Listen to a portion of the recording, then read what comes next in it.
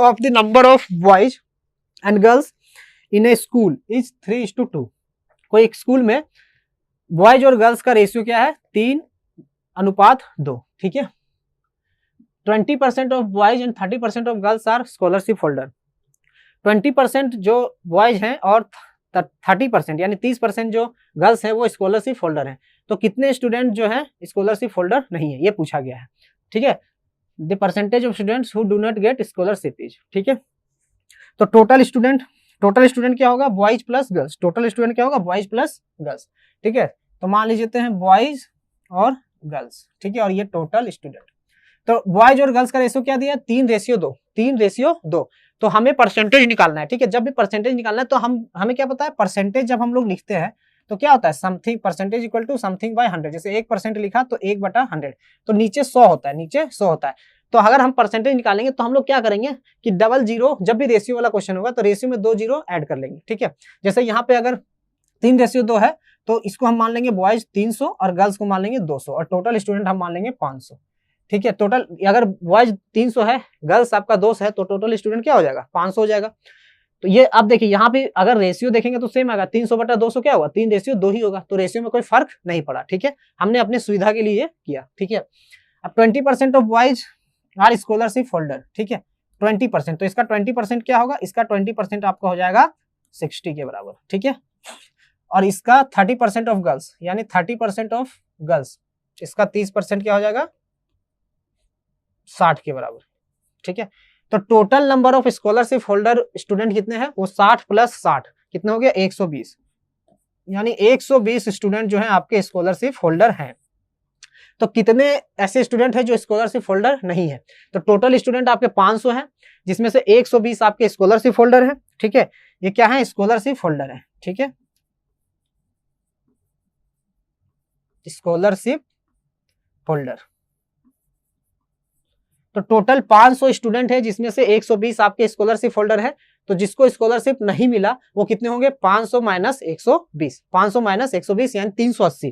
ठीक है। तो 380 लोगों को स्कॉलरशिप नहीं मिला। कितने लोगों में से? 500 लोगों में। टोटल स्टूडेंट क्या होगा? 500। ठीक है। 500। ठीक है। टोटल स्टूडेंट 500 और टोटल स्टूडेंट क्या होता है? 100%। और नीचे क्या आता है? हमेशा 100% आता है। ठीक है। तो ये हो गया 100।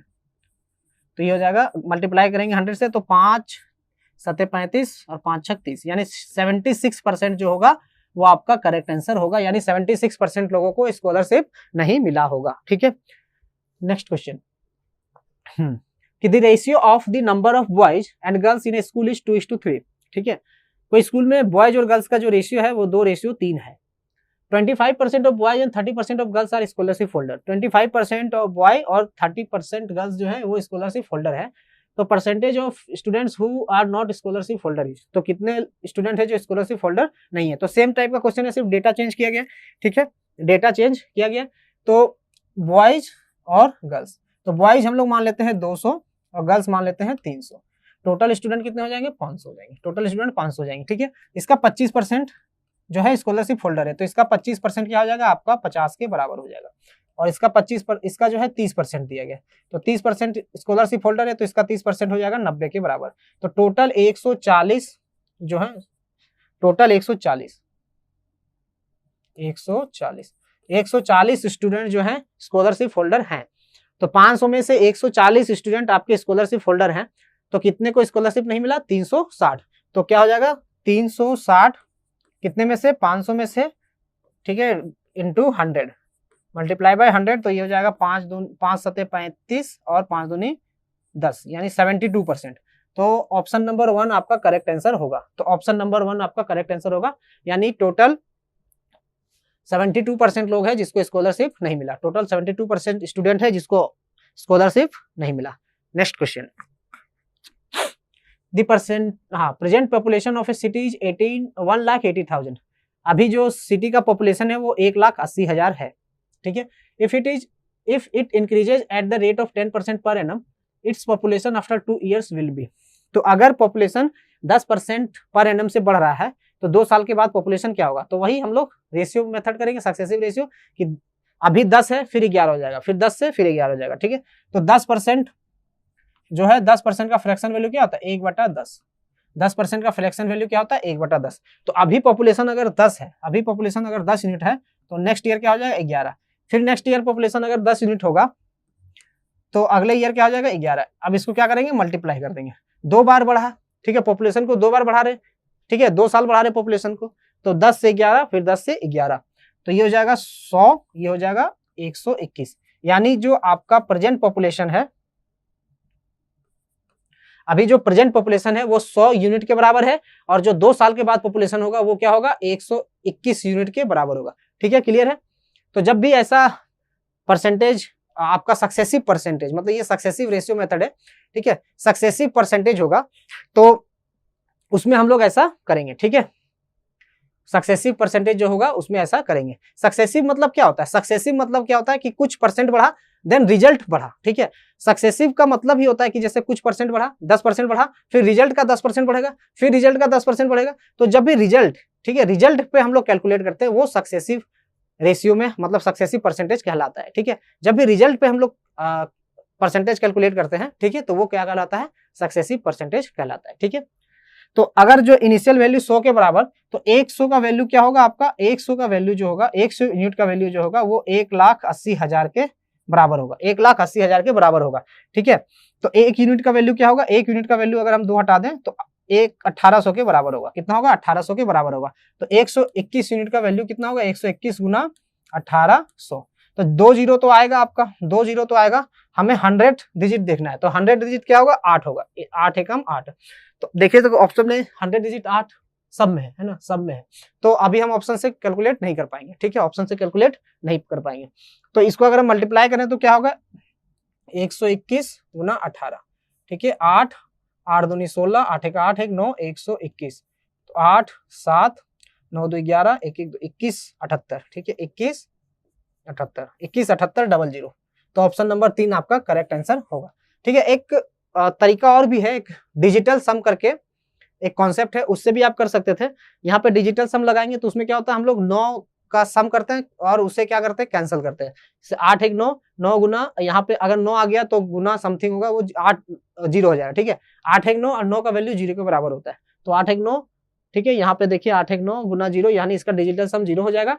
और इसमें से हम लोग को देखना है कि कौन से ऑप्शन है जिसका डिजिटल सम 0 होगा, तो यही ऑप्शन होगा जिसका डिजिटल सम 0 होगा। ठीक है, यहाँ 7 2 9 8 3 11 नहीं हो रहा है, 7 2 9 8 1 9 नहीं हो रहा है, 8 2 10 7 2 9 नहीं हो रहा है, 8 7 ये नहीं हो रहा है। तो ऑप्शन नंबर 2 आपका है ऐसा जिसका डिजिटल सम 0 हो जाएगा। ठीक है, डिजिटल सम को अगर आपको डिटेल में पढ़ना है तो यूट्यूब में एक वीडियो है मेरा, ठीक है, वहां पे आप डिजिटल सम को डिटेल में पढ़ सकते हैं। ठीक है, डिजिटल सम का जो बेसिकली यूज होता है, ठीक है, वो आपका सिंप्लीफिकेशन के क्वेश्चन, बड़े बड़े जो कैलकुलेशन होते हैं, ठीक है, उसको हम लोग सिंप्लीफाई करेंगे। ठीक है, डिजिटल सम के हम लोग डिजिटल सम को यूज करके हम लोग बड़े बड़े सिंप्लीफिकेशन, बड़े बड़े कैलकुलेशन को इजिली सॉल्व कर सकते हैं। ठीक है, वो ऐसा एक कॉन्सेप्ट है। ठीक है, उसके भी तो उसको आप अगर पढ़ना चाहते हैं, सीखना चाहते हैं तो यूट्यूब में एक लेक्चर है हमारा, ठीक है, उसको आप देख लीजिएगा। क्लियर है, चलिए नेक्स्ट क्वेश्चन। नेक्स्ट क्वेश्चन क्या है, the value of A machine is 6250, it decreases bye 10% during the first year, 20% during the second year and 30% during the third year. What will be the value of machine after 3 years. ठीक है, तो ये भी percentage वही change वाला है, successive percent का होगा, successive ratio, successive percent change हो रहा है। ठीक है, तो 10 पहला साल जो है कोई मशीन है उसका वैल्यू जो है 6250 है। ठीक है, पहला साल वो 10% से उसका वैल्यू घटा, दूसरा साल जो है 20% से घटा, और तीसरा साल जो है वो 30% से घटा। ठीक है, तीसरा साल जो है 30% से घटा। तो कह रहा है कि 3 साल के बाद उसका वैल्यू का मशीन का जो वैल्यू है वो कितना हो गया। ठीक है, 3 साल के बाद कितना हो गया। तो देखिए 10% का फ्रैक्शन वैल्यू क्या होता है 1/10, यानी पहले 10 था, घट के क्या हो गया 9। जब 10% का फ्रैक्शन वैल्यू क्या हो गया 10% इक्वल टू क्या होता है 1/10। तो ये जो 10 है वो क्या बताता है, ये ओरिजिनल वैल्यू बताता है, ये क्या बताता है ओरिजिनल, और ये क्या बताता है चेंज। ठीक है, ये बताएगा आपका ओरिजिनल और ये क्या बताएगा आपका चेंज। ठीक है, तो पहले ओरिजिनल 10 था, ठीक है, चेंज कितना हुआ 1, तो कितना वैल्यू बढ़ गया 9 बन गया। वैल्यू क्या बन गया 9, 1 10% से घटा यानी 1 घटा तो वैल्यू हो गया 9। ठीक है, वैल्यू हो गया 9। ठीक है, अब जो है फिर 20% से घटा, 20% का फ्रैक्शन वैल्यू क्या होता है, 20% का फ्रैक्शन वैल्यू क्या होता है 1/5। ठीक है, तो पहले था 5, ठीक है, एक घट गया तो बचा कितना 4, वैल्यू हो गया 4। ठीक है, 5 था वैल्यू, 5 से एक वैल्यू घट गया तो वैल्यू क्या हो गया अब उसका 4। ठीक है, अब 30% से घटा, 30% का फ्रैक्शन वैल्यू क्या होता है 3/10। तो पहले 10 था, ठीक है, 10 में से 3 उसका वैल्यू घट गया तो वैल्यू क्या हो गया 7, वैल्यू क्या हो गया 10 से 7। अब इसको मल्टीप्लाई कर देंगे तो 5 10 × 5 = 50, ये 500 और ये हो जाएगा, अगर हम इसको करें 63 × 4, इसको ऐसे लिख सकते हैं 63 × 4। ठीक है, इसको पूरा भी मल्टीप्लाई करने की जरूरत नहीं है, जब हम लोग कैलकुलेशन करेंगे उस समय देखेंगे। ठीक है, तो ओरिजिनल वैल्यू जो था ये क्या बता रहा है, ये बता रहा है ओरिजिनल वैल्यू के बारे में, और ये क्या बता रहा है डिक्रीज्ड वैल्यू के बराबर में। ठीक है, ये ओरिजिनल वैल्यू के बारे में बता रहा है और ये डिक्रीज्ड वैल्यू के बारे में बता रहा है। तो ओरिजिनल वैल्यू क्या था 6250, तो यानी 500 यूनिट का जो वैल्यू है, 500 यूनिट का जो वैल्यू है वो क्या है आपका 6250 के बराबर है। ठीक है, ₹6250 के बराबर है। तो एक यूनिट का वैल्यू कितना हो जाएगा, एक यूनिट का जो वैल्यू हो जाएगा वो आपका हो जाएगा 6250/500। क्लियर है, 0 0 कटा, ये जाएगा 12.5 हो जाएगा, ये क्या हो जाएगा 12.5। तो एक यूनिट का जो वैल्यू है वो 12.5 के बराबर हो गया। तो हमें कितना निकालना है 63 × 4 यूनिट का वैल्यू, तो 63 × 4 × 12.5। ठीक है, अब देखिए 12.5 × 4 कितना हो जाता है 12 दूनी 24, 1 25 दूनी 50। ठीक है, तो 63 × 50 हो जाएगा, 63 × 50। ठीक है, इस तरह से कैलकुलेशन हम लोग आसान कर सकते हैं। ठीक है, 12.5 को 2 से गुना किया 25, 25 को फिर से 2 से गुना किया 50। ठीक है, 63 × 50। अगर हमें 63 × 50 करना है तो इसका एक और तरीका क्या है कि इसको हाफ कर दीजिए, इसको 2 से गुना कर दीजिए। तो किसी को 100 से गुना करना आसान है ना, जब भी 50 रहे 25 रहे तो आप क्या करें 25 को 4 से गुना कर दीजिए। ठीक है, और ऊपर नीचे 4 से गुना कर दीजिए। जब भी 25 से गुना करना है तो ऊपर नीचे 4 से गुना कर दीजिए। ठीक है, तो 100 बन जाएगा। 25 को 4 से गुना करेंगे तो क्या होगा 100 बन जाएगा, और नीचे 4 से डिवाइड कर देंगे। ठीक है, 4 से डिवाइड करना भी आसान है। अगर 50 रहा तो 2 से गुना कर दीजिए। ठीक है, तो अगर इसको हम ऊपर नीचे 2 से करें तो ये हो जाएगा 2 और यहाँ डिवाइडेड बाय 2, तो ये 63 का आधा कितना है, 63 का आधा हम आराम से निकाल सकते हैं 31.5, और 31.5 को अगर हम 100 से गुना करें तो क्या आएगा 3150। ठीक है, क्या आ जाएगा इसका वैल्यू 3150 के बराबर। तो 3150 रुपया आपका हो गया, जो वैल्यू 3 साल के बाद घट के कितना हो जाएगा 3150, है ना 3150 रुपया। तो कौन सा ऑप्शन होगा आपका, ऑप्शन नंबर 3 आपका करेक्ट आंसर होगा। क्लियर है, तो ये छोटी छोटी चीजें आपको ध्यान में रखना है, जब भी कैलकुलेशन करेंगे तो छोटी छोटी चीजों को ध्यान में रखना है। ठीक है, इससे क्या होगा आपका टाइम बचेगा, एग्जाम में टाइम बचेगा। क्लियर है, चलिए next question. In a town the population was 8000 in 1 year, mail population increase by 10% and female population increase by 8%, but the total population increase by 9%। The number of male in the town was. ठीक है, एक town में population जो था वो 8000 था। ठीक है, एक अगले साल यानी 1 ईयर में मेल पॉपुलेशन जो है 10% बढ़ गया, फीमेल पॉपुलेशन जो है 8% बढ़ गया, और इस तरह से आपका टोटल पॉपुलेशन जो है वो 9% बढ़ गया। ठीक है, तो कह रहा है मेल इन द टाउन, तो मेल अभी टाउन में कितना था जब पहले था, बढ़ने से पहले टाउन में मेल कितना था। ठीक है, ठीक है, तो क्वेश्चन करते हैं। तो इसका 2 तरीका है, एक एलिगेशन से भी कर सकते हैं और एक सिंपल जो हम लोग परसेंटेज मेथड कर रहे हैं उससे कर रहे हैं। ठीक है, तो यहाँ पे क्या दिया है 9%, यहाँ पे दिया है 10% और यहाँ पे दिया है 8%। ठीक है, तो हम मान लेते हैं मेल और फीमेल। ठीक है, मेल और फीमेल, ये हो जाएगा total population, male female total population. ठीक है, इसको एक जगह male plus female equal to total population. ठीक है, अब देखिए मेल कितना बढ़ा, मेल बढ़ गया 10%, तो 10% क्या होता है, 10% क्या होता है 100 प्लस 10%, 10% बढ़ गया यानी 110% हो गया, तो मेल जो हो गया आपका 110% हो गया, तो 110/100। और फीमेल जो है 8% बढ़ गया, फीमेल क्या है 8% बढ़ गया, यानी क्या हो गया 108/100। ठीक है, 108/100। और टोटल पॉपुलेशन क्या बढ़ गया 9% बढ़ गया। ठीक है, तो टोटल पॉपुलेशन क्या होगा 109/100। ठीक है, मेल अगर 10% बढ़ा, फीमेल अगर 8% बढ़ा, तो टोटल पॉपुलेशन 9% बढ़ गया, तो आपका ये ऐसा हो जाएगा इक्वेशन। ठीक है, अगर हम 100 काट दें, 100 काट दें तो 110 मेल। ठीक है, टोटल पॉपुलेशन जो होता है वो क्या होता है मेल प्लस फीमेल, तो ये क्या हो जाएगा 109 मेल प्लस फीमेल। ठीक है, तो आप देखिए 110 मेल, यहाँ पे 109 मेल, तो यानी मेल हो जाएगा 1 इधर, और यहाँ 108 फीमेल, यहाँ 109 फीमेल, तो इधर हो जाएगा फीमेल। तो मेल इक्वल टू फीमेल हो गया, यानी मेल और फीमेल का रेशियो क्या हो गया 1:1। आपका जो मेल और फीमेल, ये जो मेल और फीमेल था वो हम लोगों ने इनिशियल माना था कि इनिशियली जो पहले था वो मेल था, ये इनिशियल था, ठीक है, ये इनिशियल, ठीक है, ये फीमेल भी क्या होगा, इनिशियल वाला, ठीक है। तो इनिशियली जो मेल था वो एम था और इनिशियली जो फीमेल थी वो क्या था, एफ था, ठीक है। हम लोगों ने इनिशियली जो मेल है वो एम माना और फीमेल को एफ माना, ठीक है। उसमें से 8% हमने मेल को 10% बढ़ा दिया और फीमेल को 8% बढ़ा दिया, तो टोटल पॉपुलेशन 9% बढ़ गया, ठीक है। तो इनिशियली मेल और फीमेल का जो रेशियो होगा वो क्या हो जाएगा, 1:1, ठीक है, यानी मेल और फीमेल बराबर है, ठीक है। तो टोटल 8000 है, ठीक है, 8000 है, उसमें मेल और फीमेल बराबर है, यानी मेल कितना होगा, वो 4000 के बराबर होगा।